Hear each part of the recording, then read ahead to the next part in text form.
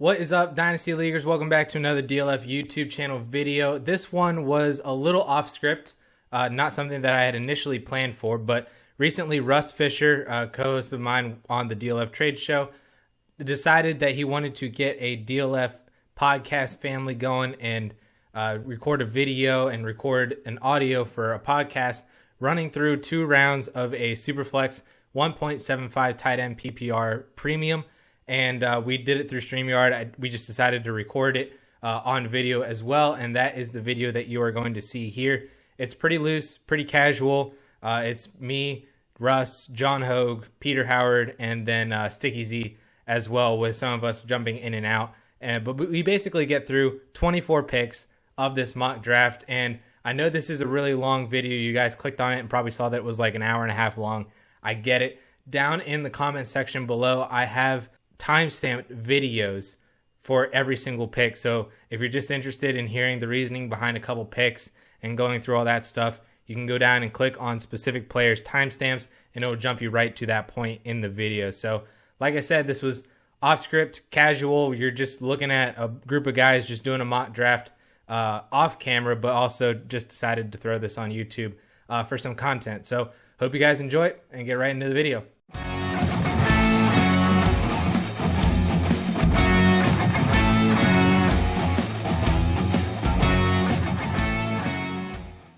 Here we are again at another family gathering of the DLF family of podcast brethren. We are here today. I am your host, as I can say always, because this is the second time we're doing this and it's been me both times. So as always, I am Russ Fisher at Dynasty Addison, your host. Before we get into everything, what we're going to do and all this stuff, there are, including me, 4 of us here. So we're just going to introduce ourselves first. Addison, my man of the YouTubes, why don't you go first? Sure. I'm Addison at AmazeHaze _ on Twitter. Do a lot of stuff on YouTube, tools for DLF. Don't really write, did some in-season stuff, but that's not really my style. It's more YouTube. Check out the YouTube channel and the Dynasty Draft Guide. There you go. That is Addison. And then next to the down right or left of me, I can't tell because StreamYard mirrors things and it confuses me, is SUPERFLEX Dude. SUPERFLEX Dude. I know Addy remembers that. Yes, sir. Rihanna. At SUPERFLEX Dude on Twitter, host of the SUPERFLEX Super Show and mayor of SUPERFLEX City.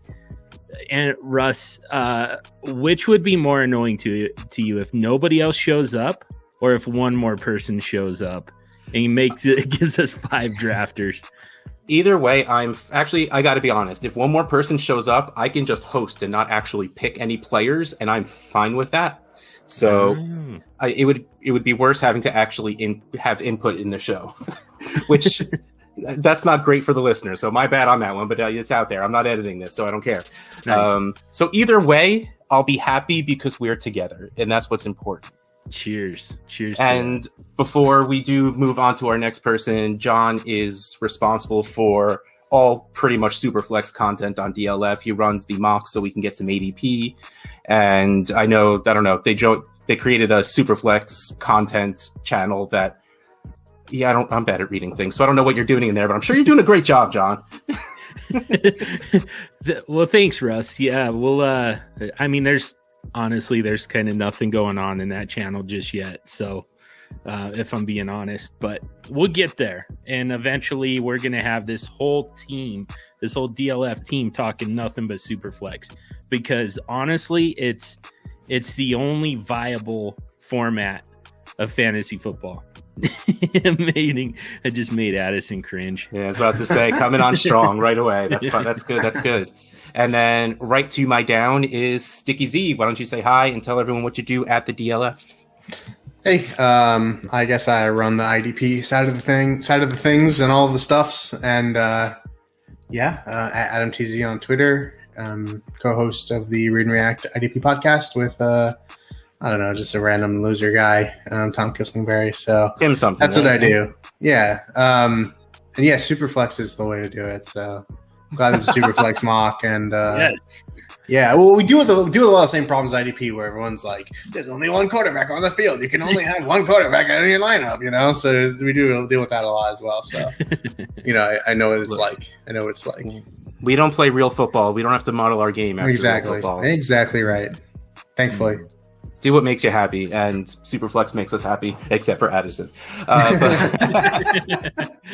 Like was just sort of alluded to a bunch. We are here to do a Superflex rookie mock draft, and to make my life easier, the order in which we introduced ourselves is the order we're going to draft.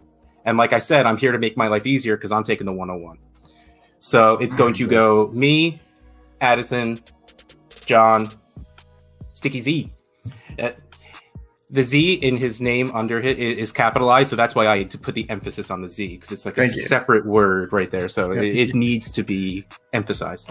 All right, so this league, we're going to pretend it's 12-team Superflex PPR tight end premium. Let's give it a 1.75, because I think that's going to sway one pick. Let's put it that way. Where that one guy lands, who shall not be named just yet, because we don't want to tip anyone off. Never heard of him before. I'm not sure. So let's get it started with me, because I want to take the easy pick, and I'm going to take Trevor Lawrence, quarterback of the beautiful hair school. That dude's like long flowing mane. Like, I want him to go to the Chiefs, so him and that punter Townsend could be on the same team together. Like that would be like a shampoo commercial all in one. But I mean, I would love to see the Superflex league where Trevor Lawrence doesn't go 101. And that's assuming something crazy doesn't happen between now and the NFL draft where he doesn't go the first pick to the Jaguars. Some people are calling him the best prospect ever, the best prospect since Manning, the best prospect since Luck. I don't know how much I'm going to really believe all of that, but there's enough of it to know easily that this man is the first pick in a Superflex draft. So nice and easy, Trevor Lawrence, quarterback 101. Addison, now it's where it gets a little interesting.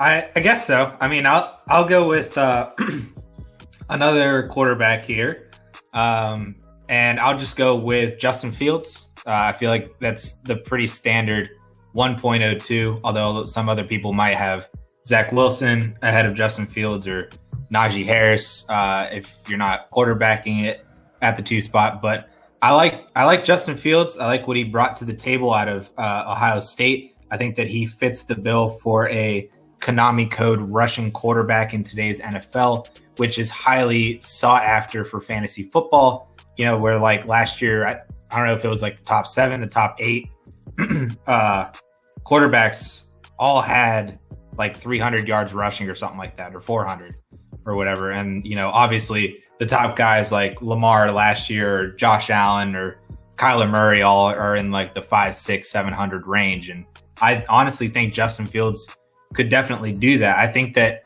he could actually benefit from sliding in the NFL draft a little bit to go to potentially a better team. I think it would be better for him to not go to New York and potentially end up, with a, Detroit or Atlanta, Carolina, Denver, something like that. And that could just be how Justin Fields goes. Or if he goes in New York, I'm still comfortable with him at the 1.02 anyway, because I think he's just kind of that good. So, all right, my one question is, if he isn't the second quarterback drafted in the NFL, are you still good taking him at 102 in rookie drafts? Yeah, for sure. Because I think that he is a tier above the rest of the group. Not in the same tier as Trevor Lawrence, but I think that he is above Wilson, Lance, and Mac Jones. Pretty, not significantly, but I think he is above them enough to where where he goes in the order in the NFL draft isn't really going to matter to me. Like, I won't care if Zach Wilson goes to the Jets and then it's, Justin Fields goes at like 3 or 4 or whatnot. That won't matter to me as long as he's a top 10 pick. Now, if he falls to that was going to be my next question. Yeah. 17 or something like that, we might have a problem here unless he goes to like the Patriots or something.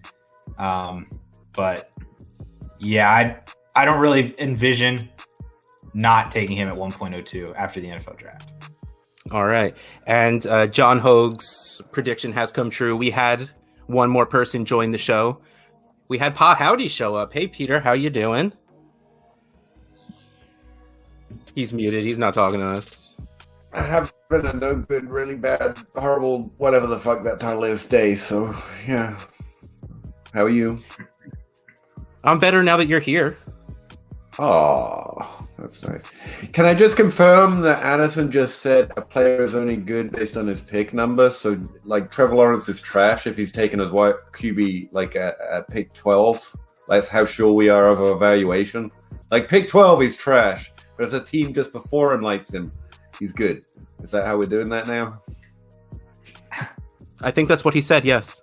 Yeah. Oh, wow. I had no idea pick number was, like, such a trait. Draft capital is king, Peter. I think we all know that now. So he's not good enough to overcome pick 12, but he's good enough to overcome pick 11. Got it.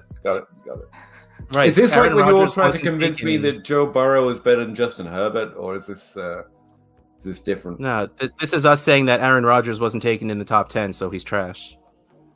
Hey. This is all just an illusion. Hey. Russell Wilson was a top 10 pick. Even if you're joking. I don't want to hear that. Okay, so I meant it when I said it. Peter showing up does, for the moment, make my life easier because we're just going to slot him in for my picks, and I'm just going to host from here on out. So, Peter, just to let you know what we're doing, 12-team Superflex, PPR tight end premium rookie mock draft. Technically, you had the 101. It auto-picked, I guess, because I took Trevor Lawrence for you. And then Addison went next and took Justin Fields. So the 103 is now up to John Superflex Dude Ho. So I am kind of curious about this real quick, if you don't mind me just getting off topic just for a brief second here. But, because like it feels kind of counterintuitive. And I think that Peter probably has some data to confirm or deny this. But, if a quarterback goes later in the first round, I mean, generally speaking, they're going to end up going to a better landing spot. But it feels like the hit rate on those late first round quarterbacks is significantly lower than the early first. Is that true? Yeah. Yes. Okay. Easy enough. John not talking. The reason Addison is doing a top 10 because it's basically the difference between having a hit rate and not. Like it's actually pretty significant at quarterback. Yeah. Okay. All right. In that case, on to my pick. For me, Zach Wilson is the quarterback 2 in this class. So I'm going to gladly take him at quarterback 3, which is a little bit of a reach if you check out our DLF Superflex Rookie Dynasty ADP. The man's on point. Yeah. You still get the mobility from Zach Wilson. It's not the the Konami code that we're always looking for with quarterbacks. That's not something that I tend to trust all that much. I get that it can be, over the short term, it can be very beneficial for fantasy production, but like give me the skill set that's going to kind of settle into a long career as a pocket passer. And Zach Wilson, to me, he's got the mobility to extend plays, but you're not seeing him take off and run a whole lot. And in fact, I mean, he's very accurate on the run. Still has quite a bit of velocity, quite a bit of arm strength on the run. Just a lot of stuff on tape that is pretty attractive to me, but also the fact that, I mean, we're kind of looking at, if Justin Fields does go second to the Jets, we're kind of looking at Zach Wilson maybe in Carolina or Atlanta with a much, much better group of weapons than what Justin Fields is going to have. All right, so my headphones decided to stop working in the middle of that. You took Zach Wilson? Yes. Yay! I'm sitting here like your mouth starts moving and no one's moving, and I'm just like, is this just me? Is no one noticing that he's not making sound? And then all of a sudden, Peter's mouth started moving. I'm like, okay, this is definitely me. Listening intently. Darren. Sorry, guys. That was a well-played prank. I ruined it. I like the pick. Just stop moving, right? I would have been happy, if he had fallen one more.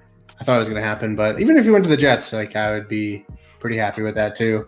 Even if people want to take Fields, which is a pretty typical passer, and that's kind of a good thing at times. But anyway, I'll go with Najee Harris from Alabama. Just a regular run-of-the-mill, do it absolutely everything workhorse running back. Obviously, if you're in you're massively rebuilding your team, maybe a wide receiver gives you a little bit more longevity at the position, yada, yada, yada. But I'm going to take a really super good player and be pretty happy with it here at number 4. Do you think it will say something about the player, or if it will do something to his rookie ADP if he's not drafted in the first? I don't think it matters. I mean, the running back value in the actual NFL is extremely low. Mm-hmm. He probably slots in near the end just because you want that 5th-year option. Even though, maybe it ends up not even mattering with some of these guys, especially the running backs.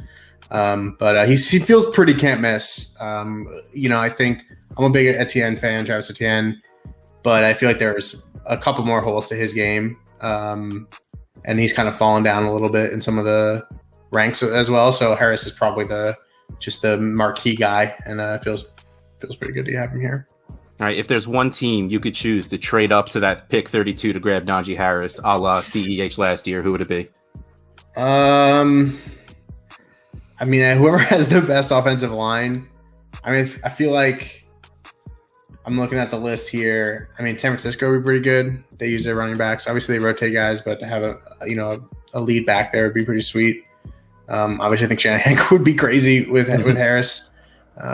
Honestly, there's a lot of places you couldn't go. He could go that would really suck, but there are a couple spots that would just be so good. Tampa. Really, it could be anybody. Pittsburgh could use one, right? Addison? Oh, yeah. Pittsburgh, Miami. That's probably the number one landing spot, right? Pittsburgh would be amazing. Yeah. He just screams Steeler running back to you, doesn't he? 6 foot, 230 pounds, just bulldozes people, but can still catch out of the backfield. Mm-hmm. But my comment on Najee Harris would be: do we want or even care about a 5th-year option? Because that'll take him into 28 years old. Yeah, he's 2 years Dynasty, older than your average probably running back. doesn't matter. Yeah.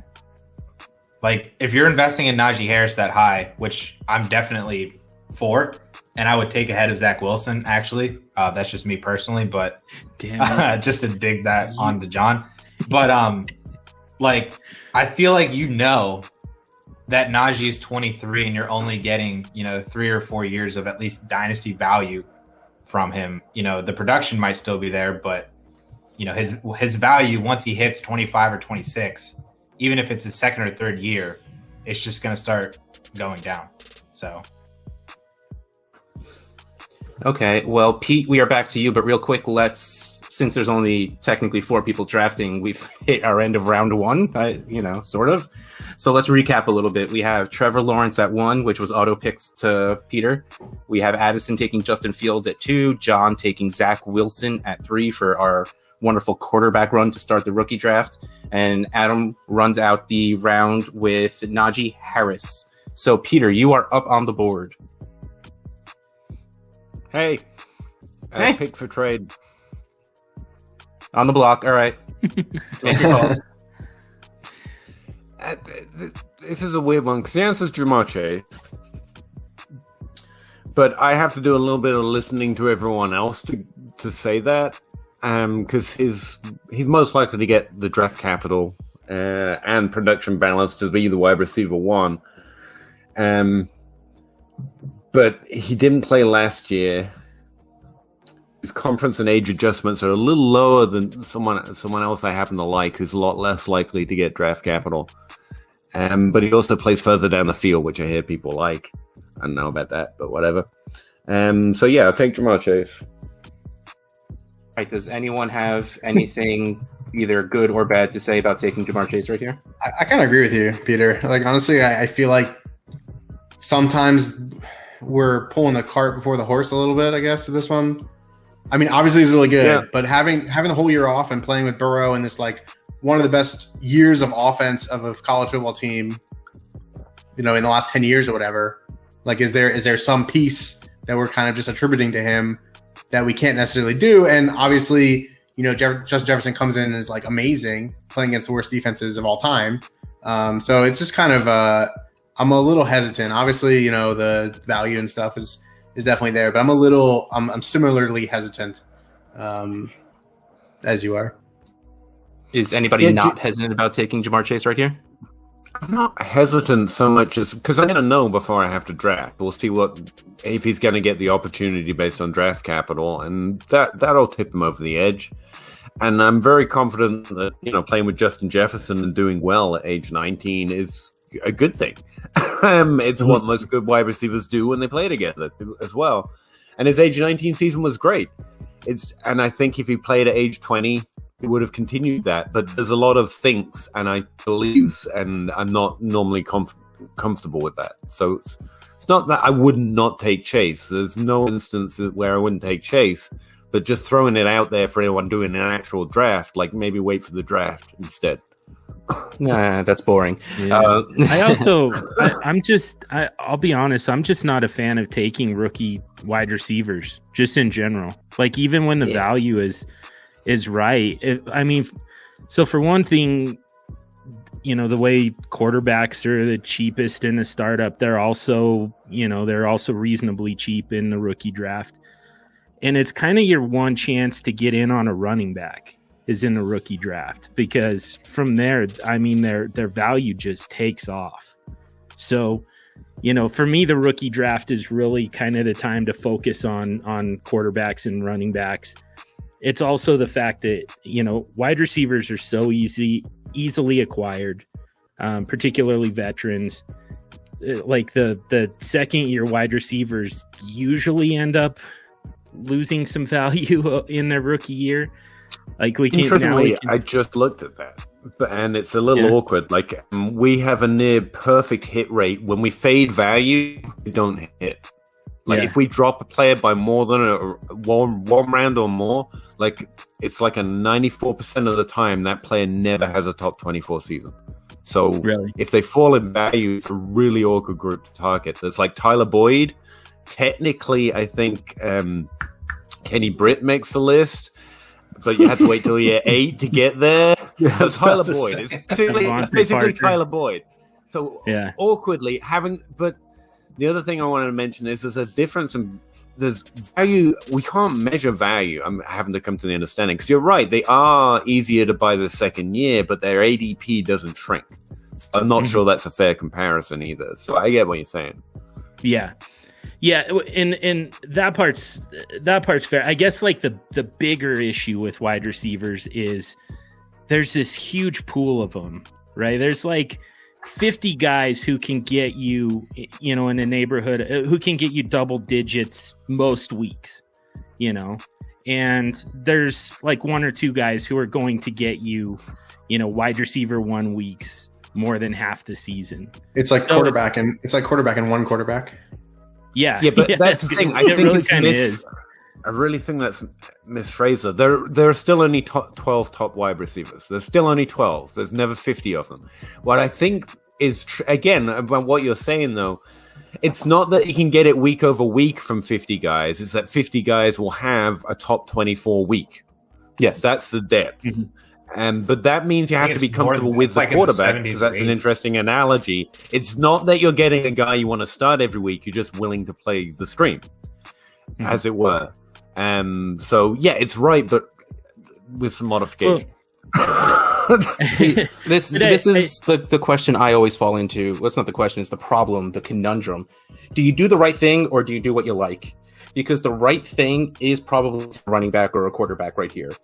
But I am a sucker for X wide receivers. Like, give me, like, I love big Clemson wide receivers. And while I know Jamar Chase did not go to Clemson, he's, he's a better prospect than T. Higgins was, and I love T. Higgins, so I don't know if I'd be able to pass up on Ja'Marr Chase right here.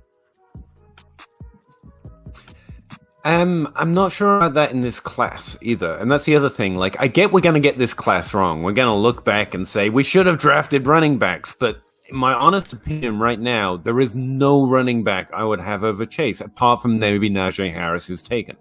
So if it turns out I was wrong on that, you can say, well, you should have played the aging gun running back. But back to do what you want. Like, I want to go with what I think I know. And if I'm wrong, I mean, there's no point pretending to be right, right now. So there's no running back in this class I take over Chase, except for maybe Najee Harris, for the examples you just said. There's no one I see who's going to explode in value, who can be that guy. There surely is, but I definitely don't know who it is. And so taking him is probably just going to get me the fucking, pardon me for swearing, second time so far.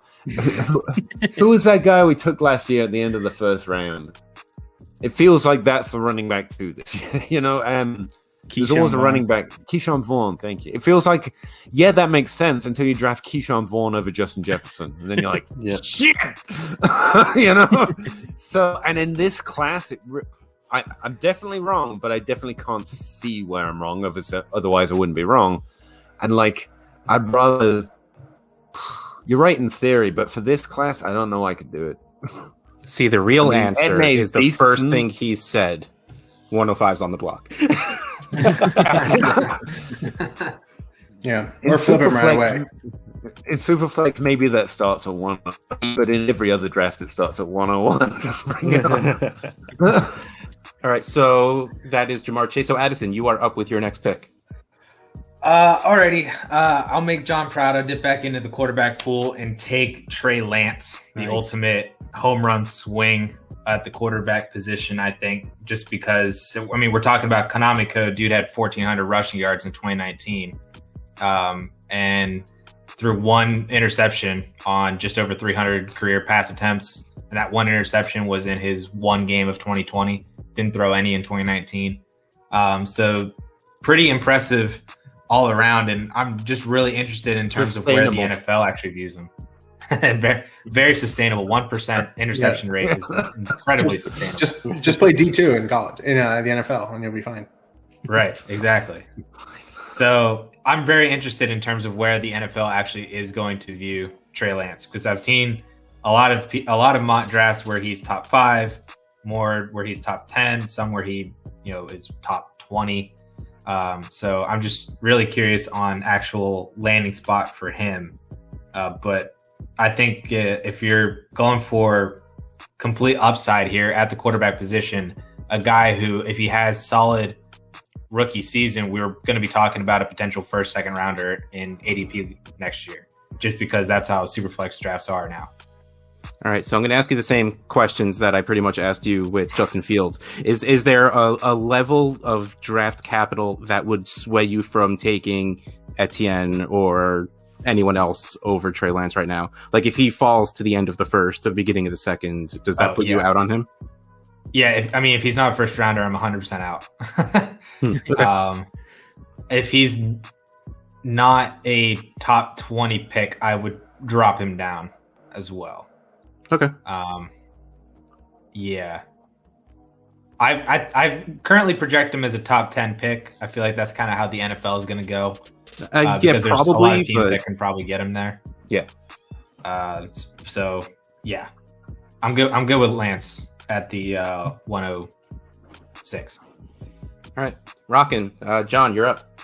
So I'm going to kind of reverse engineer that exact same thought process with Mac Jones and pass on him for the moment, just because, he's kind of projected to go later in the first. And again, the hit rates in the late first and in the second round are really pretty bad for quarterbacks. So it's kind of subject to change. But for the moment, I'm going to go with Travis Etienne.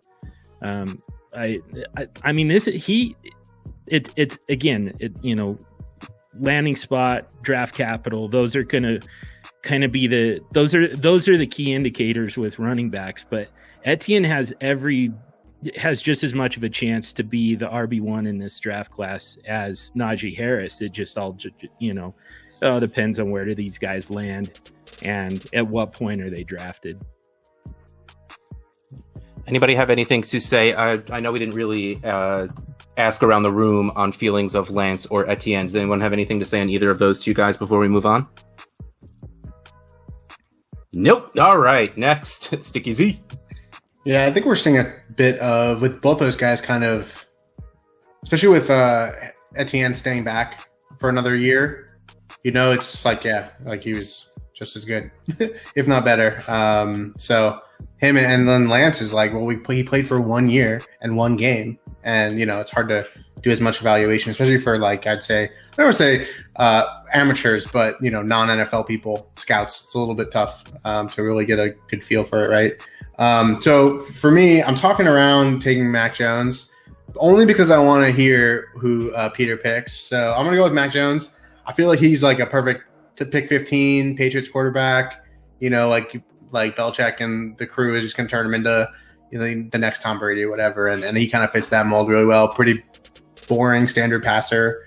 I see a little bit Kirk Cousins to him, not just because they look alike, but just kind of, goes out there and just kind of executes the offense, right? Not super exciting, but I think, like we talked about, to get him here, obviously they're good picks, and we'll see who Peter picks, but with quarterbacks, you just kind of want to get them all cleaned up and then kind of move on to other positions because you just can't get these guys again for these prices. Well, it's not a very large jump. This is our biggest off of ADP pick, where March DLF ADP has Mac Jones at 12 and he was just taken at 8. So I guess in the beginning, a +4 move is kind of a big jump, but our top 7 is the top 7 on DLF ADP as well. So does anyone have any strong feelings either way about Mac Jones? Like, is this this dude's never going to get drafted in the first and he doesn't deserve to be in rookie first either? Like, is anybody shaking their fists at Mac Jones? Everyone's shaking their heads no? No, I love good it. with it. I also like the I idea. could see him being higher. Yeah. If he could, I've been trying to manifest him in Carolina at 8 so hard because I think that him with DJ Moore and Robbie Anderson and Christian McCaffrey would be absolutely disgusting. Yeah. Yeah. Like I said, it's landing spot dependent. Right now, I'm going off the fact that, it's kind of trending towards him going later in the first round. And I'm not interested in him quite as much at that point, but it easily could flip if he goes early enough. I also like the fact, though, that we're going to make Peter talk himself into another wide receiver. We're going to basically do that with every pick, I think. So, which is really funny because I gave him my pick and I would be doing nothing but taking wide receivers anyway. But you would do it happily. I absolutely would. So yeah, you're next up on the board, Peter, with pick number 9.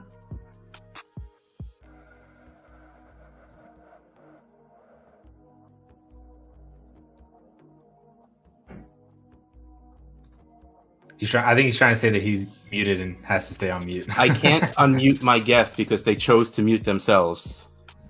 You muted me. Yes, I did not. You did. It literally said on the screen. It said your mic has been muted. I was like, oh, okay, shut up. I get it. You cannot unmute this person because they chose to. They chose to mute themselves. How convenient. This is a true family meeting right here. I'm taking Rashod Bateman, and you didn't force me at all. I'm just glad you'll be looking back at this draft and going, "Oh, I could have had Rashod Bateman." I'm good. Thank you. Next. All right. Well, do you want to say anything about Rashod? You're just going to take Rashod Bateman? No, I don't want anyone to know anything about Rashod Bateman. It's fine. Schmace didn't play that last year. We've said that. Outside of that, he's the most productive player in this conference by a decent distance. He was incredibly productive just by conference, just by age. The only problem he's got is he's coming from the Big Ten West, which the NFL has literally never spent a 5th round or anything more than a 5th round pick on at wide receiver. So, praying he gets top 3 round draft capital. But outside of that, I don't see any problems. I mean, if you can excel with a Super Bowl winning Tyler Johnson on your roster, then you're good. You're good to go. He has a Super Bowl now, you know. Super Bowl ring. I mean, the Gophers is just the absolute worst mascot. Does not instill fear to anybody. Isn't Stanford's Is that what we're mascot trying free? to do with mascots? I didn't know. It doesn't instill fear until Rashod Bateman drops like 250 Yeah, receiving that's yards on true. your favorite college team. I go watch the bitter agony at Penn State when he did that to us in 2019. Fair. Okay, See, now well, we're talking about actual college football, and I don't know what that word any of those means. So I don't know what I'm that with you. is. Okay, well, that was pick number 9. So, Addison, you're up with pick number 10. Yes. I'm in the now middle I of a thunderstorm. If anyone cares, I care about you, Peter. thought I'd mention it. I can take one of my favorite players in this class after like Rashod Bateman and go with my RB3 Javonte Williams, who I think is fantastic. Super slept on. Really mad that John is super mad about this pick. Night. I love Javonte Williams, man. Like analytically, he hits on everything that I'm looking for from a running back position. And they're like, I'm so excited for him to find a solid landing spot. I think there's a handful of teams that he could go to and be an automatic starter and a fantastic fantasy running back in year one and moving forward, and just get him away from Michael Carter and give him 250 carries and we're good to go. All right, so you do envision him with the ability to be are there workhorses anymore? I don't really know, but like a 1A in a committee to a 100%. Okay. Yep. I have no problem whatsoever. Yeah. And even in his limited role at North Carolina with Michael Carter, like his breakaway percentages and his broken tackle percentages, like all insanely off the charts. And like if his floor is getting a J.K. Dobbins workload where he's sharing with, whoever that second running back is, like Gus Edwards, I think Javonte Williams could still succeed in that type of a situation. But, if he goes to Atlanta and he's a 225, 230 carry guy with another 50 targets, like it's game over. All right. Does anybody have any feelings on Javonte Williams? He's pretty good. Pretty good. Okay. Good analysis. Hashtag. That's all I pretty good. want from Peter. Is it's pretty good. Hey, broke out at 19. I'm tracking breakout ages for running backs these days because people care about that, apparently. He only has one season with more than 20 receptions, which is okay. That's nice. 47 receptions overall. He's probably got the skill set, but it's not exactly a perfect 3-down role. He is coming out, not 50 years old, which is not the case with most of these running backs, so that's nice. He's 21, right? Yeah, he looks pretty good. Yeah, he's 21 years old. Yes, I did it. Good job. All right. After Peter's approval, there's nowhere else to go. So, John, you're up at pick 11. Go ahead, John. Take your crappy pick that Peter won't like. I know. I was just gonna say I'm not chasing Peter Howard approval. I'm also not chasing wide receivers, and I'm so opposed to drafting rookie wide receivers that I'm gonna take the wide receiver who's playing out of position with Kyle Pitts, because you can actually create an advantage at the tight end position. And so I'm gonna go with the freak athlete Kyle Pitts. And you are not at all turned off at the idea that it takes 2 to 3 years for tight ends to actually come onto the scene in the NFL. Nope. No, he might be Evan Ingram. That looks great right now. So he might get on a team where everybody that can catch a pass gets injured, And then in the first immediately year. tank. Yeah, and then drops every pass ever since. it'd be great. Yep. And I got that one great year out of him while you guys are waiting on your wide receivers. Mm-hmm. Yeah, I mean, you hope they whoever drafts him, he wants to use him immediately. Yeah, I mean, you have to hope that the team that does draft him is smart enough to realize what he is and doesn't bench him for, what was that with Gesicki, where they benched him because he wasn't blocking well enough. Do not ask him to block. You are doing it wrong. Yeah, exactly. Know what you're doing. Just take that guy and put him out in the slot and let him go beast over people. I'm gonna lose my freaking mind when the Patriots draft him in the first round. He's They're not- gonna have he's a- not a tight end. 10 tight ends and a quarterback. That's their offense. The quarterback is a tight end. Yeah, I was gonna say. Fair. Cam is that end. They like their tight ends to tight end. He's not going there. It's fine. Is that pick a value pick? That was 110, right? And a 1.75 tight end premium. Well, since there are technically the mocks are not tight end premium, he was ADP of 8. Right. Yeah. But then you Pick- put tight end premium. I've seen people talking about him as a top 5 pick in tight end premium. I gotta be I've honest, seen him that's go crazy. top 5. That- Yeah, it's pretty insane. I can't take a tight end in the first. Like, I'm trying to think of another way to say this, but like, it's just like the way John feels about wide receivers. I feel that twice about tight ends. I think there's a better chance of a wide receiver hitting in year 1, especially now. Like, if Jamar Chase goes to like the Eagles, like then they're picking at 6, so that's a very realistic. Assuming they don't completely have given up on Jalen Hurts, which a lot of people like to think they are. But, I mean, he's going to go, and that's the only way I wouldn't be a fan of like Jalen Hurts is if the Patriots take him. And that would just kind of crush my soul a little bit. But, yeah, I don't know where Kyle Pitts could go that would make me I want this guy over wide receivers. I think that could walk in and do it right away. Because so much needs to happen for a tight end to hit in general to be a consistent fantasy producer, no less year 1, year 2. Tennessee. It's also they can't just hit. Hunter Henry and Jonas Smith technically hit in the top 12. So's Noah Fant, I believe. One of those two from last year actually hit in the top 12 this year. You have to be Travis Kelce to do that. You have to be Travis Kelce. Exactly. Is top 12 tight end? No, it's not. That's the Top thing. 6?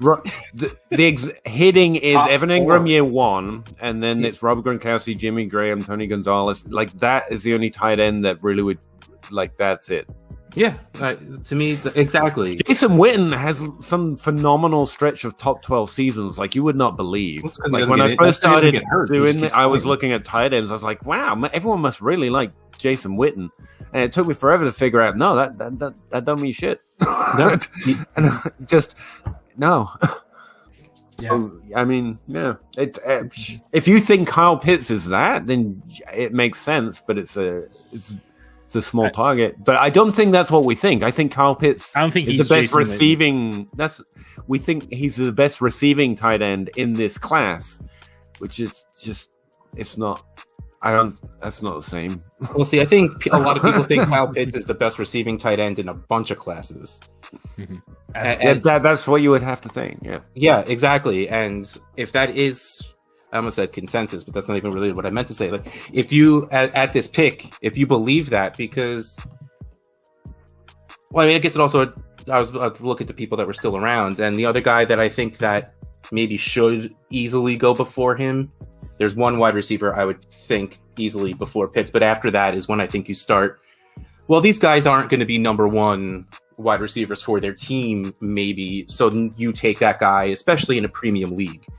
But I still, I can't in my soul see a number 1 at the front of that pick and take Kyle Pitts.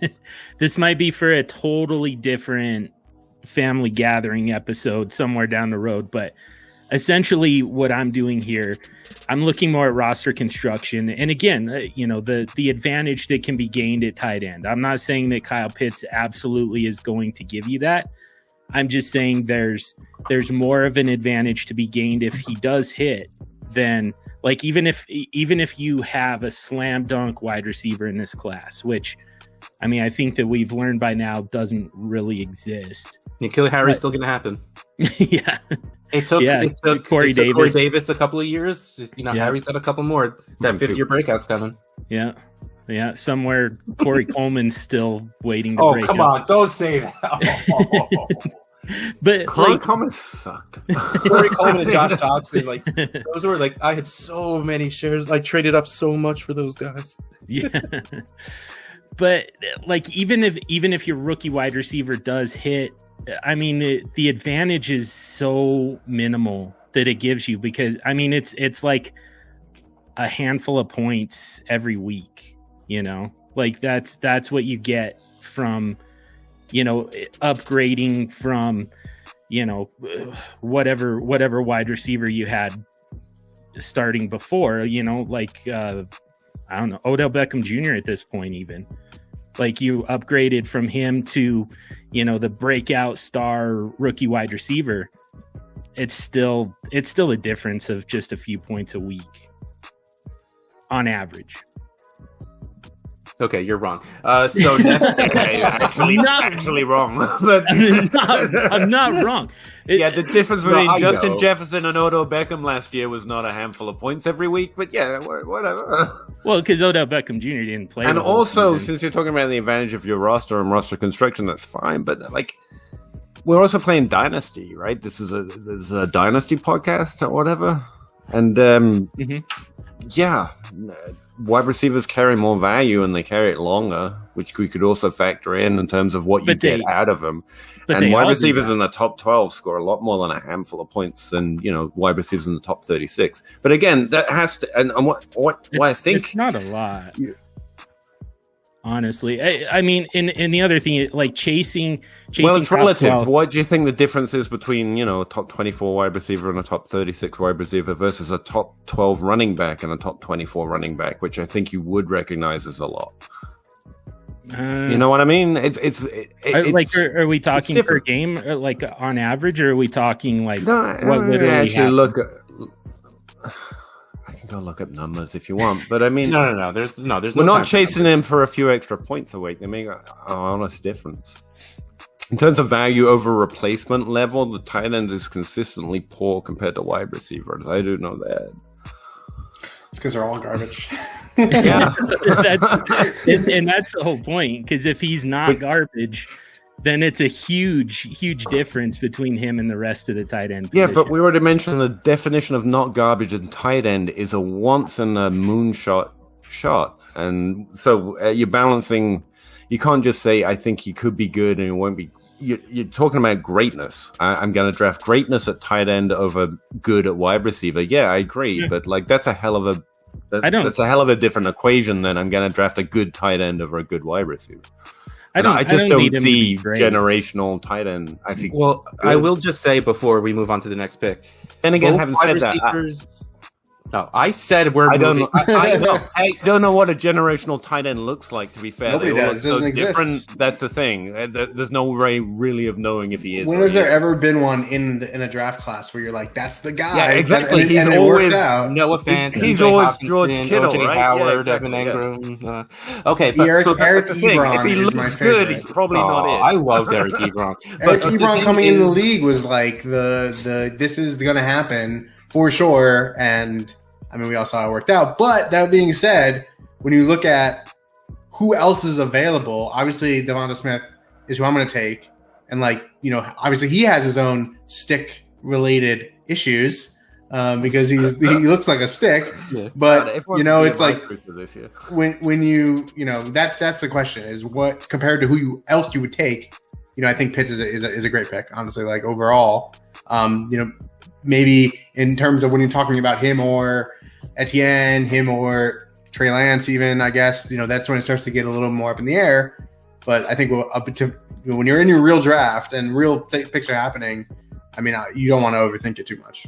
Yeah, but I will say the good thing about having the choice between a tight end and a wide receiver, especially in a tight end premium that is as heavy as the 1.75 is that's fair. If either of them don't have a great season, like they play, they get on the field, they get like 400 or 500 yards, catch a touchdown or two, their value won't fall because you will just say, like someone comes at you, well, you paid the 109, I'll give you like the 205. And you're just like, dude, it's a tight end. They take more than a year. This dude put up 400 or 500 yards and caught a couple of touchdowns. He's going to be great. Like, so you're not going to settle for less. And the same thing if you take DeVonta Smith. DeVonta Smith has shown that he's awesome. And wide receivers take, second year breakout's a thing. It's a thing for a reason. I'm not going to sell this guy cheaper than I took him already. So I think when you're choosing between those two positions in the terms of value immediately after this season, I don't think it's that big either way. I know that's arguing against me saying I'd never take a tight end in the first because I'm saying that it's not a bad thing to do. It's just that you know, what I do and what I say are two very different things. But no, so again, like those two picks, like to me, I just believe DeVonta Smith is a number one wide receiver. And like I said, that's kind of my thing. So that's why he's the one last person I would easily, without question, take over Pitts. And there is even one more wide receiver I would, just because I like the guy. But we're going to move on. Kyle Pitts was taken. You just took DeVonta Smith. Is anyone so freaked out by the fact that the dude's like 87 pounds soaking wet? Like, is anyone just like completely off him for, is anyone here BMI Twitter? I mean, I don't want to say outliers exist because obviously that goes against everything, but they do. And that's the question is he going to be good or not? Is he an outlier or not? And that's very, very hard to figure out. I hate that word. We just use it all the time. It's an outlier to what? Like at one point I tried to write an outlier article and I had to define outlier 4 times because you can be an outlier to draft capital, you can be an outlier to blah, blah, blah, I mean, he blah. would be an outlier to all other wide receivers who were good at considering their BMI. I disagree, and I know I'm an asshole, and these podcasts clearly seem to emphasize that fact, and I hate to say it. But like, the thing most wide receivers have in common is production. They do not have height, weight, or BMI in common. So if you're going to be most like most good wide receivers, production is the thing that you should have most in common. So you're not unlike every other wide receiver if you have good production but a weird BMI. You're less like, sure. But, I mean, you're pretty like them in terms of the thing they mostly have in common, if you see what I mean.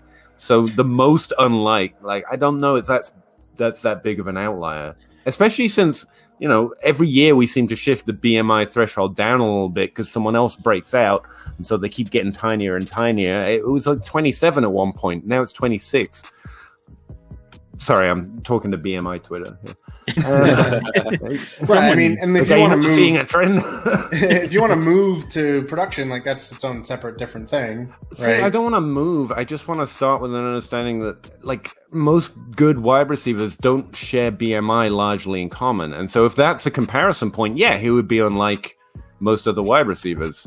But like, that's not the first point of comparison to use. If you know what I mean.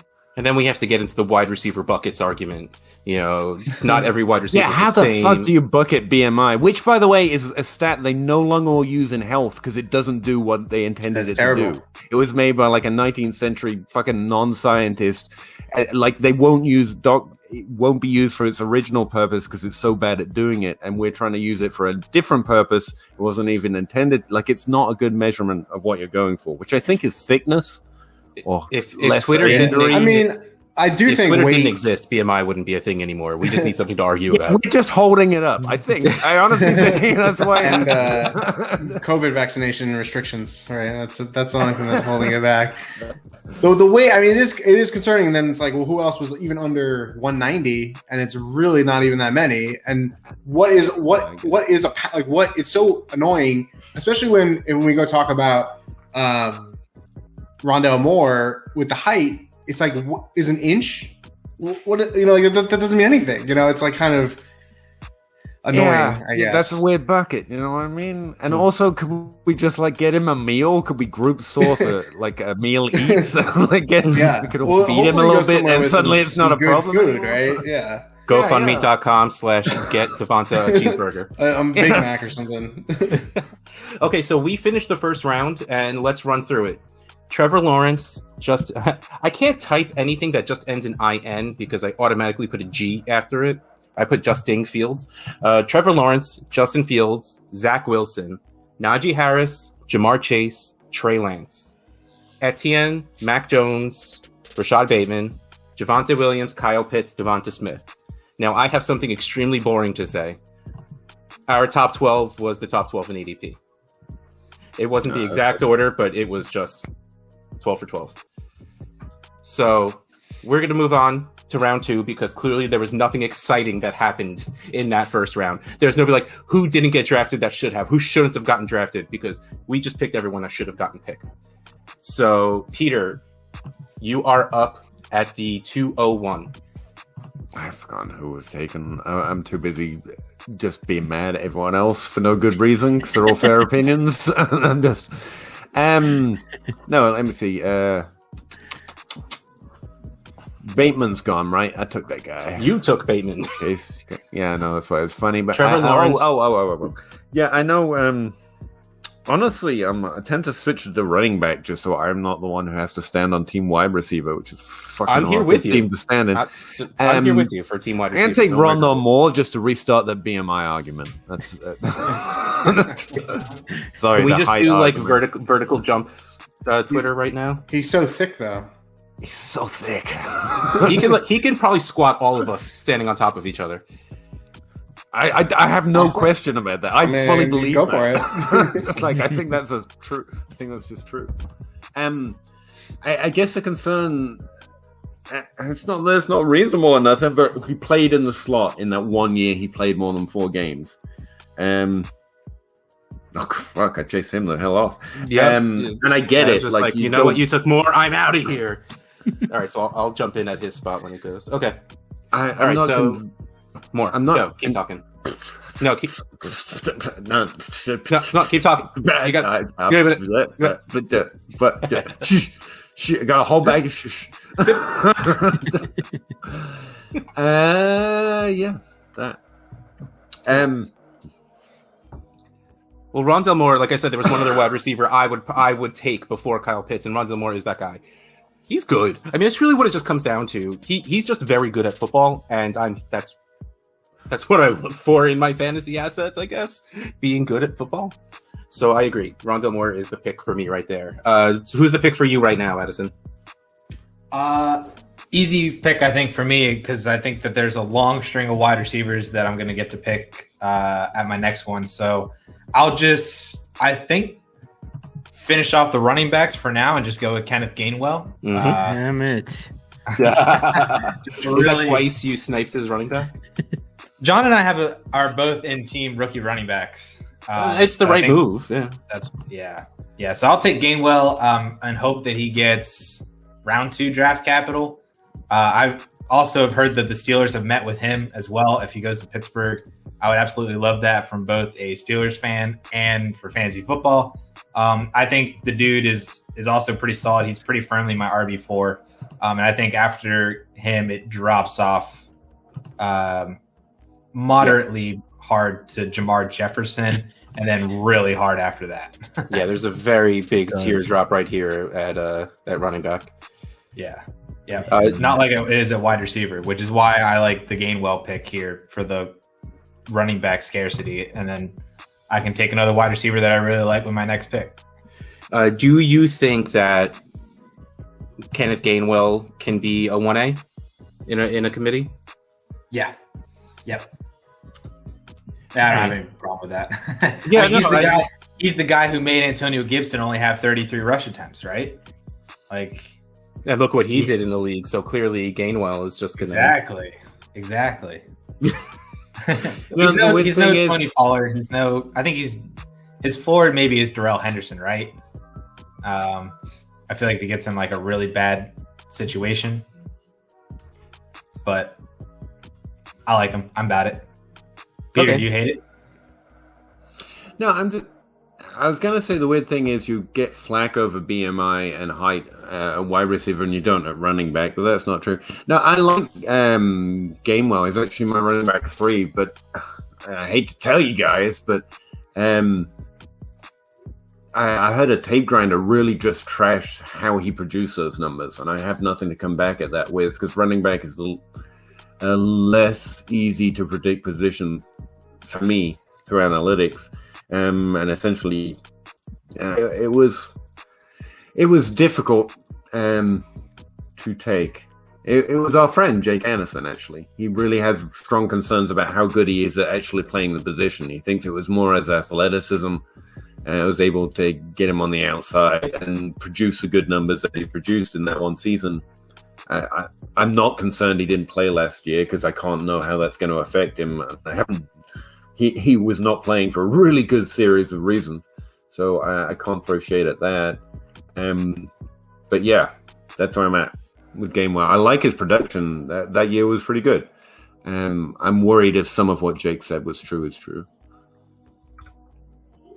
It was an athleticism argument, not like Memphis's That's offensive actually- line is well, like super great, and he had like 6 yards before Okay, contact. kind of thing. But you know what tape grinders are like? It's hard to summarize what they're saying. They show these in little tiny clips and say, "See that?" And you're like, "No." But no, he's essentially saying, yeah, some of that is athleticism to get out to the outside. He couldn't block. He wasn't playing the rest of the running back position there. He was getting yards, and this is me summarizing someone else's argument I barely understand, but in a way that didn't reflect how most good running backs would get yards, is the way I'm translating it. And like, talk to a tape grinder, I guess, but that honestly concerns me because there's been enough productive running backs who have faltered in the NFL that I can't be as bullish on production, even for running backs, as I can for wide receivers. And I haven't heard those kind of things about the other running backs you've mentioned, which is why I didn't bring it up. But Gainwell specifically. Now, the way he only played 1 year, maybe that's something you learn as you play. But that, again, means that he might need a little more development in the NFL. But some of that's going to be answered by draft capital. Let's just go back to that. Yeah, but we're drafting now, so we don't know about draft capital. Oh, shit. Round Yep. 2. There you go. Yeah, okay, so now that you got sniped yet again, John, who are you taking at the 203? Yeah, now we're really kind of at a brand new tier at every position, I feel like. So Yep, it does feel that way. Do I go Brevin Knight so that we have something to talk about for 30 more minutes, or Jordan? Yeah. Yeah, exactly. I'll take, but I'll go with Jermar Jefferson. Like Addison said, I mean, I think there's a pretty big drop off at running back from here. And like from a tape perspective, I don't know how to break it down the way guys like Jake do. But when I see a running back who, you know, with that type of explosion, you know, just kind of makes one decisive cut and then hits full speed, like that's to me, that's the best way to get to the second level. That's the way that you create yards after contact, run through arm tackles. He does all that. I mean, among the best in this class. So, you know, just in terms of if he lands in the right situation, he's got the skill set to be one of the top running backs from this class. Now, I know very little about Jermar Jefferson, so I'm going to need someone here to talk a little bit and either agree or argue with the pick right now. And don't tell me I should have went wide receiver, because it's not happening. It's not going to happen. No, I was talking about the player itself, not the choice of taking him right now. Because, again, we're still not very far off of ADP. This ties our biggest jump with Mac Jones at being 4 spots taken above ADP. Which, again, that's not a big deal. Jermar Jefferson looks pretty good. Again, in terms of production, broke out at 18, which is a 15% share of the team's overall production from both the receiving and the rushing game. And apparently that's a pretty good indicator, although I haven't dug into breakout age for him a lot. I got 2 seasons over 18 games. He is coming in at 21 years old, which, as we mentioned earlier, we pretty much like. 5.8 yards per reception. Yards per touch is a little low. A little lack of efficiency here, but he did.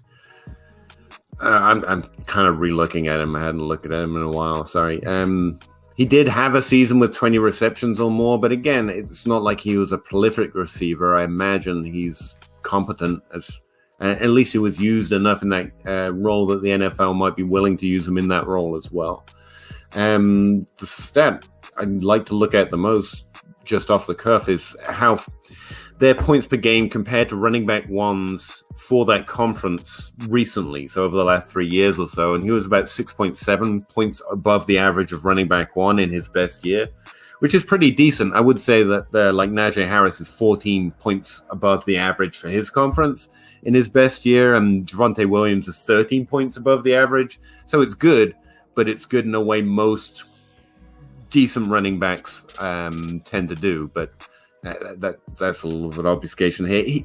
Jefferson wasn't played in a shared role or anything, right? He was much more just a guy, if I remember right. He didn't have a Michael Carter. And so that'd be my concern. Like, he was a good producer in his situation, even compared to the conference, but it's not like he just blew everyone away over the last 3 years in that situation. But he looks good. Overall, his usage was good. He has somewhat of a 3-down skill set. And he's 21. That's what I can say about him. And there's a lack of players in this class that fit that description. That's why it's positive. All right, so we're I can list more numbers. Hang on. At age 18, no. I could list numbers 7, 93, Yeah, right. 46. No, but he did have 3. Wow. Heard that. What was? Man. Oh, we just lost him. No. Did lightning strike through his basement? Is that? It looks like the face he's making. Yes, it is. It is a fantastic place to have gotten frozen on. If he's actually right sitting there before you messing with got- us and just holding it, then that's that's an all new love for Peter that I would give. Well, hopefully Peter's alive and well. We're gonna move on, because I'm sure that's what Peter would want us to do.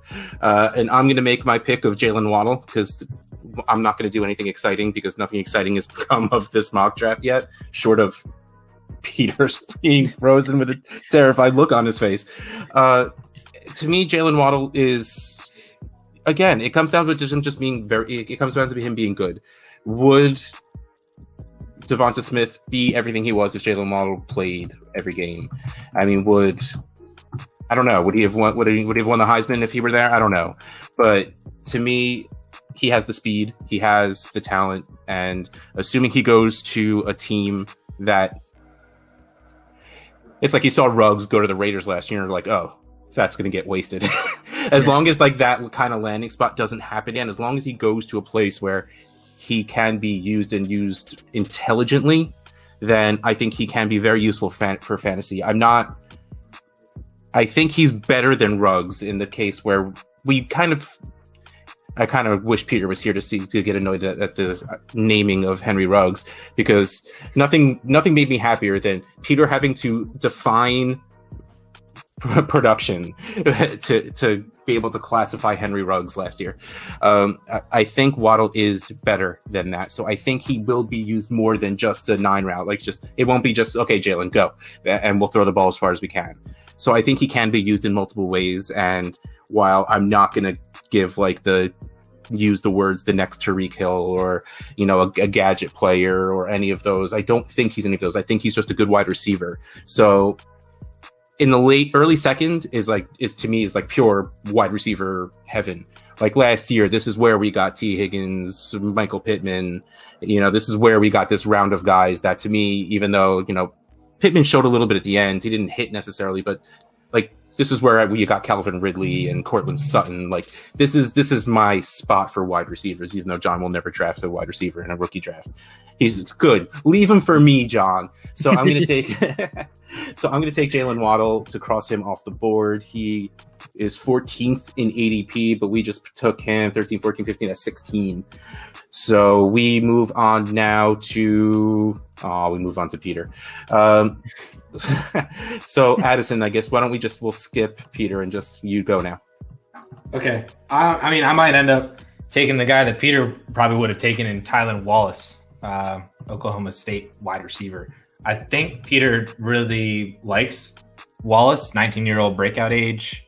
Unfortunately, he had to stay for his 4th year because of an ACL injury, but was super productive in his sophomore season, was a Biletnikoff finalist, lost out to Jerry Jeudy in 2018, then was back on the same pace in 2019 before that ACL injury, and then rehabbed all the way into the 2020 season, and then basically did the same thing in 2020. He just did not stop producing, even though he had, that 2019 season cut short and 2020 was cut short because of COVID. He was still on the same pace in both those seasons as he was in 2018. So the only knock on him, I think, is that he is a 4-year wide receiver, which generally is not a good thing. But I think his circumstance is kind of different. And I am also hoping that he ends up getting 2nd-round draft capital. And I think Wallace is the leader of this next group of wide receivers in the same way that last year, like you said, Pittman and Higgins were here. and like this just kind of second tier group after the elite guys go at the top. Wallace is going to be right there for a lot of people. I think he'll make people happy at this draft cost. That's what it's about. This is a game. The game is about fun and being happy, not about arguing, and it's not about winning. It's how you play the game. That's what my dad taught me when I lost every single game as a child. It's not about winning. Winning is fun. Yelling at Peter Howard is fun. Well, those two things have absolutely nothing to do with each other. Winning and yelling at Peter are two very different things, because a lot of the times Peter is correct, but yelling at him is just fun anyway. Yeah, very true. Okay, so your pick is next. If you want to talk about Tylan Wallace for a second, even though you hate wide receivers, if not, then you are just up to pick. Nah, I don't care about Tylan Wallace, so I'll just make a pick.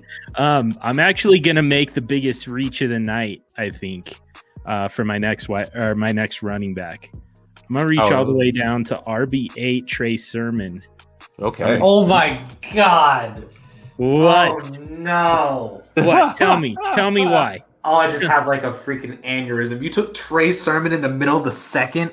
Yes, Are you I insane? did. Is it middle second? I thought it was still early second. No, don't make it worse, John. We like Addison. We like him alive. Just don't change that. I don't feel nearly as strongly pro Trey Sermon as Addison is anti Trey Sermon. So I think I want his explanation a lot more than the people need to hear mine. He didn't catch the ball in college. He's not going to be a day 2 pick. He went to Ohio State, so I hate him. Well, didn't he literally have like 2 catches in all of his college career? I don't know about 2, but like 20. Yeah. It was 20, because I remember listening to Zach Reed saying, "Look, I have my 20 catches per year threshold." This guy caught 20 passes his entire college career. 26. Yeah. No, sorry, I lied. 48. I was looking at touchdowns. 48. Yeah. See. In 4 years. 48 in 4 years? Yeah, that's fine. That's fine. Mm-hmm. Oh my gosh. Never had a 1,000-yard season. Yeah. Okay. Because he had a running back at quarterback. In both teams. He had Jalen Hurts and Justin Fields. Yeah. I know. Oh no. I'm not about that. Yeah. Okay, so I would have taken what is Sermon ahead of Michael Carter?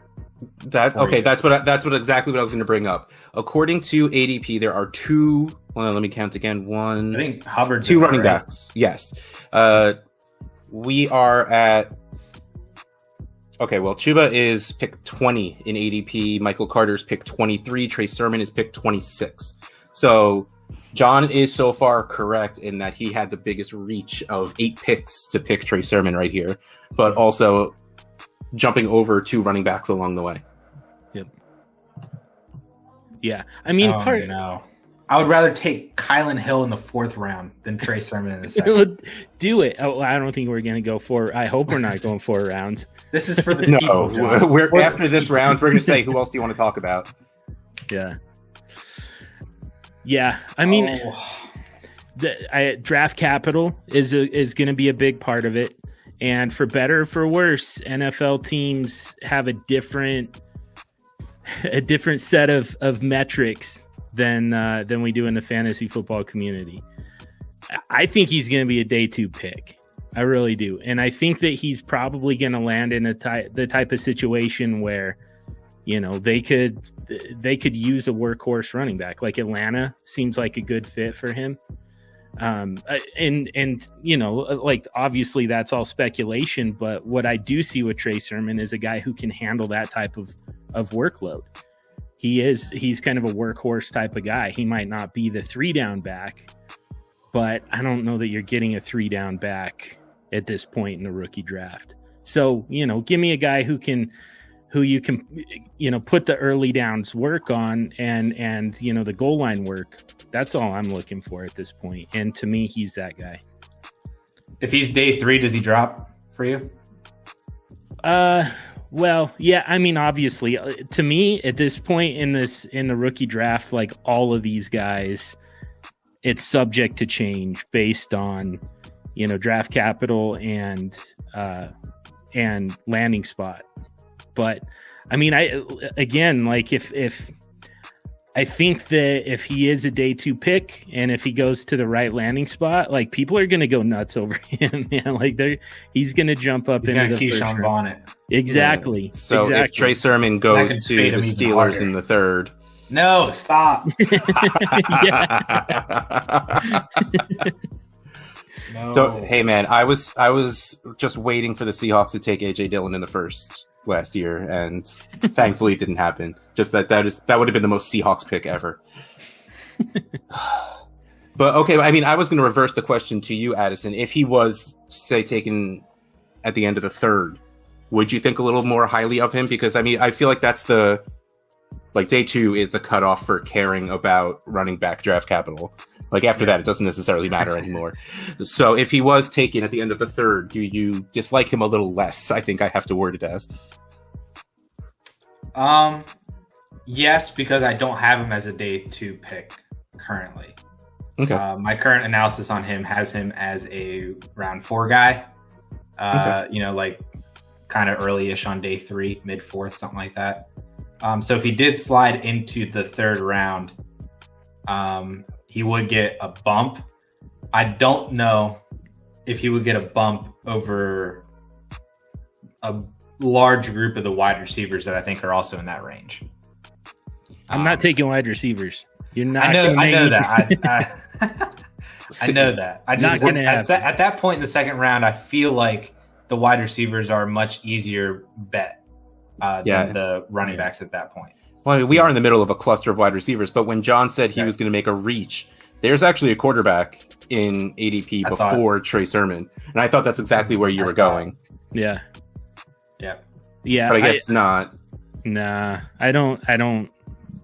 I can't imagine there being much of a path for him to start anywhere, personally. Yeah. All right. So I am up next, and I am going to be anti-John and take a wide receiver because I like wide receivers. And there's something about when an entire family gets asked, family who has multiple players that play this sport, who is the best? And every single one says this guy. I'm going to take Amon-Ra St. Brown because every single St. Brown brother, the 3 of them that play football and their parents all said Amon-Ra St. Brown is the best wide receiver of all of them. He's the LaMelo Ball. I don't understand the reference. No. So I'm a fan of the player as well. But it just I think it's just very funny that usually like Joe Flacco called himself elite. Everyone's like, oh, I'm the best at the position. I'm the best in the league. But these guys were willing to say that, no, my brother is better than I am. And I mean, if you see Equinemius play in the league, you sort of like, yeah, okay, he's probably right. Right. I was going to say, like, you're taking a wide receiver whose brother Equinemius St. Brown said that he was better than. Like, that's not a very. At least we know the floor. We know the floor. The floor is he does nothing. I mean, they're very different kinds of wide receivers. I mean, I'm completely fine with the fact that Amon-Ra St. Brown is not the number 1 wide receiver build that I like. And that's not really the direction of the league. Well, half the league anymore. Like, I mean, if Amon-Ra St. Brown comes in and he gets to play that DJ Moore-ish, slot, like Jarvis Landry-esque role, I'm good with that. I mean, you need wide receiver 2s and 3s on your teams.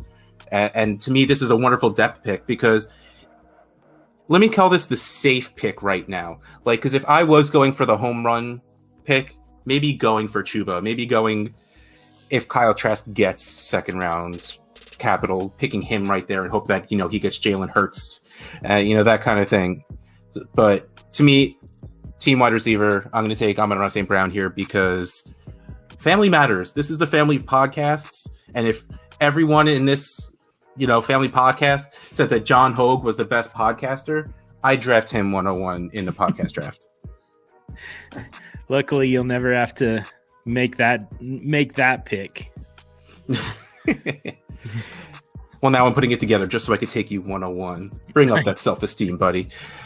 All right, hold on. I have to type his name in and cross him out on our list. And, I mean, our order is completely screwed up at this point. Who goes after me? Addison, I think, right? Yeah. So I'll continue with the team wide receiver here and go with Elijah Moore. Oh, I was hoping he would fall in my next pick. All right. Going with Elijah Moore.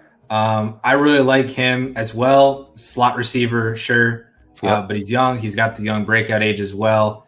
Super dynamic. Had was it like 100-something receptions this last year? Was also a Biletnikoff finalist. And his pro day was today. I think he ran like a 4.35 or something like that. Oh, wow. And yeah, but I mean, like every wide receiver in this class is running sub 4.4, so it really isn't all that impressive anymore. But I really like Elijah Moore. I have him as my wide receiver 7 in this class, and I'm just gonna go for some dynamic upside and hope that he ends up in a creative offense.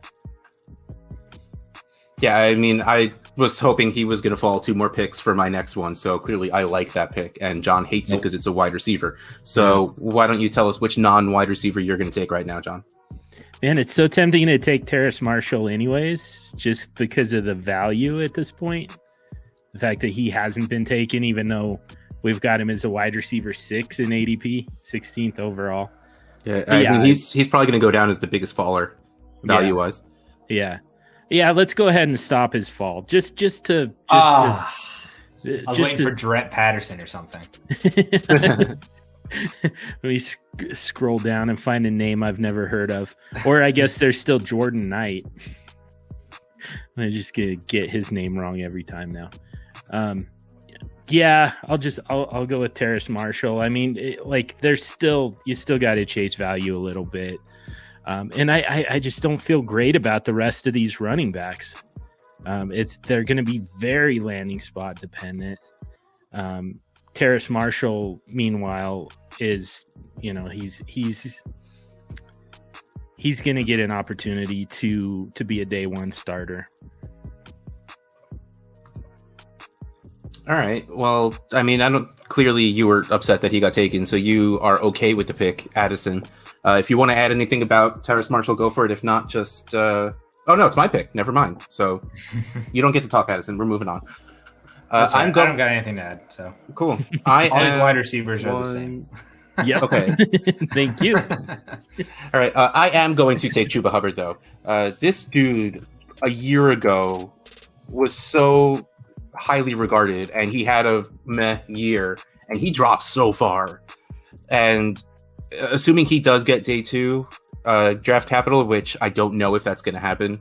But if he does, I know you're doing that kind of thing. But like, if he magically does, to me, like, there's no reason not to. If he falls to a team where he has a fighting chance at getting on the field, I think he'll be able to stay there. I mean, that's I think the best way I could think to phrase it. So I am willing at the end of the second round to take that chance. This is like Aaron Jones territory. If he falls to that team where there's just one guy in the way, but we like this guy more anyway. So hopefully sooner or later he swoops in and takes that spot. And I believe it's so weird to me how 1 year of college can change so much. Hi, puppy. Sorry, my dog just came down out of nowhere. So yeah, I'm going to take Chuba Hubbard, and we have 2 more picks. So why don't you go, Addison? Cool. I'll prevent John from taking another running back here and see who he has to take. So I'll take Michael Carter here. And I think if you're talking about an Aaron Jones in this class, I think that could be Michael Carter in day 3. Because just as good as Javonte Williams was, Michael Carter was right up there, right behind him. Breakaway percentage, broken tackles, like all of that was like, it was Javonte, and then it was Michael Carter, and it was like everybody else. That North Carolina backfield was pretty insane. So I'm hoping that he ends up in an ambiguous backfield where he can kind of take the lead, kind of like, Jacksonville with James Robinson, and kind of like, Aaron Jones in Green Bay. But I still like him too if he ends up being a handcuff to a solid starter as well, So I really like Michael Carter in the late second. All right. So why don't you, John, finish up our second round? All right, let's go ahead and take Kyle Trask. I mean, like I said, I don't You think sound so disappointed. Kyle Trask. Oh, fine. Yeah, it's just such a dart throw at this point in any rookie draft. I mean, like I said earlier, I don't see much of a path for him to necessarily start. Certainly not in year one, but I think he could be the type of guy that you take somewhere around the third, fourth round to back up and, learn behind Tom Brady, for instance. And, so it's kind of a long-term investment. Hopefully you've got a taxi squad in your league to stash him on.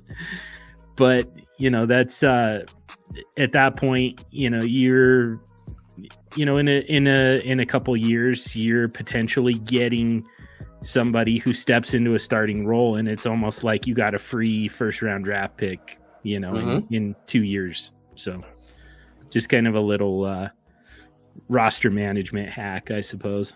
Farm those quarterbacks. All right. So we just finished round 2. So let's run through it. Rondale Moore, Kenneth Gainwell, Jermar Jefferson, who we picked 4 spots above his ADP, Jaylen Waddle, Tylan Wallace, Trey Sermon, who was picked 8 spots above his ADP, which is the highest pick. Tylan Wallace was he the guy that fell? Yes, 12. Terrace Marshall. Terrace Marshall. Oh, okay, Terrace Marshall. Where's that guy? Oh man, he was taken at 20, and he is 16. That's not a very far fall. That's only 4. Okay, so never mind. So Trey Sermon was at the 206, then Amon-Ra St. Brown, Elijah Moore, Terrace Marshall, Chuba Hubbard, Michael Carter, Kyle Trask. And again, remember how I called this boring? One player out of the top 24 in ADP was not taken, which means one player out of the top 24 was taken. So John screwed everything up by taking Trey Sermon because he wouldn't take a wide receiver, and Darius Toney, who was ADP of 22. Yeah, screw you, Tony. Yeah, seriously. Yeah. Okay, so now that Play running back. Yeah, play running back.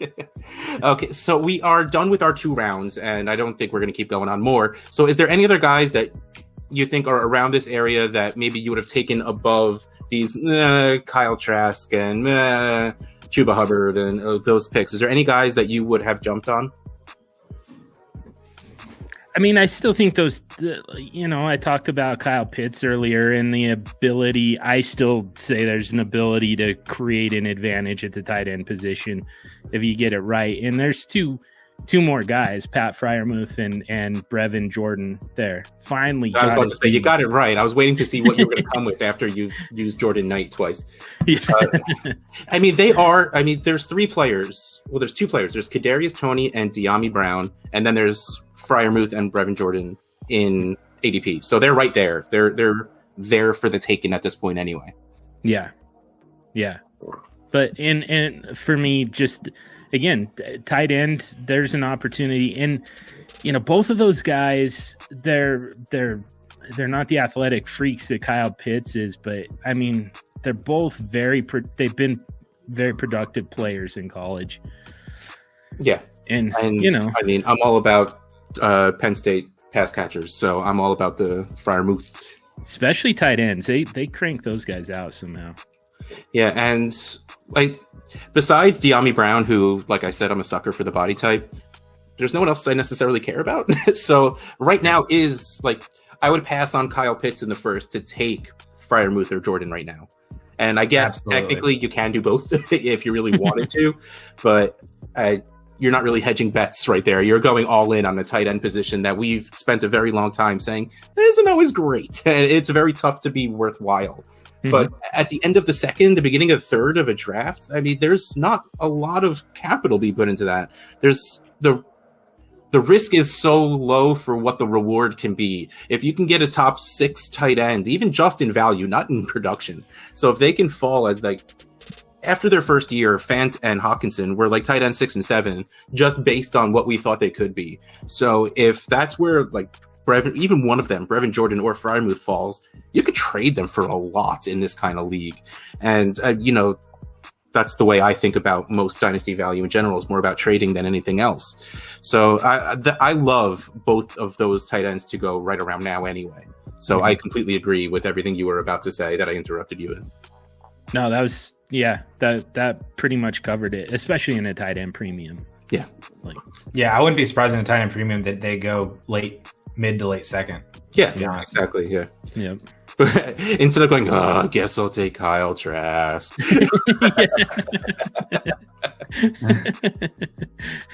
Man, good thing Kyle Trask doesn't have to know that that's how people are talking about him.